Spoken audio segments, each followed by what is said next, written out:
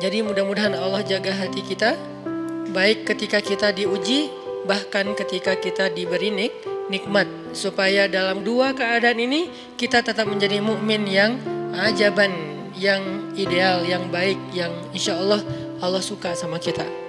Kalau diuji sabara fakana khairallah, kalau diberi nikmat syakara fakana khairallah.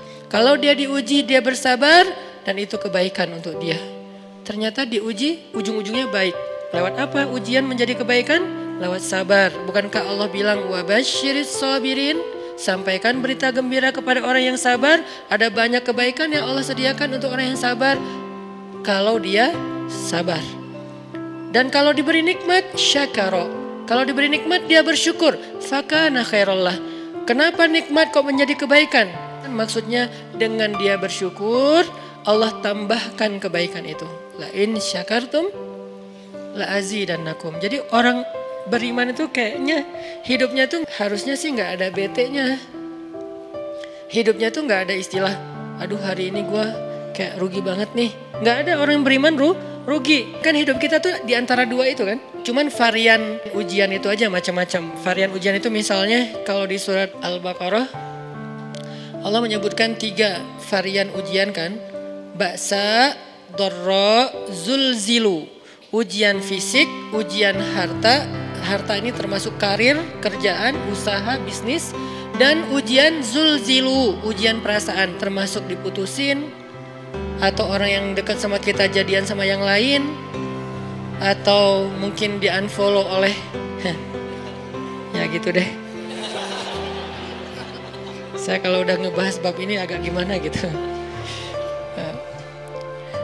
Jadi 3 varian ini masuk kategori apa? Masuk kategori ujian. Tetap aja 2. Kalau nggak ujian nikmat. Antara 2 itu nih. In asabathu sarra syakara wa in asabathu dharra sabara. Udah gitu aja. Dan nanti bahkan sampai ayatnya gini. Alladzina yunfiquna fis sarra'i wad dharra. Orang yang tetap beramal soleh lewat hartanya dalam keadaan dia berkelebihan atau dalam keadaan dia kekurangan. Itu mukmin, keren banget gitu. Dia tuh nggak pernah kehilangan kesempatan berbuat baik. Baik beramal soleh ketika dia dalam keadaan dikasih nikmat maupun beramal soleh ketika dia dikasih ujian, tetap aja beramal soleh. Contoh yang ayat tadi.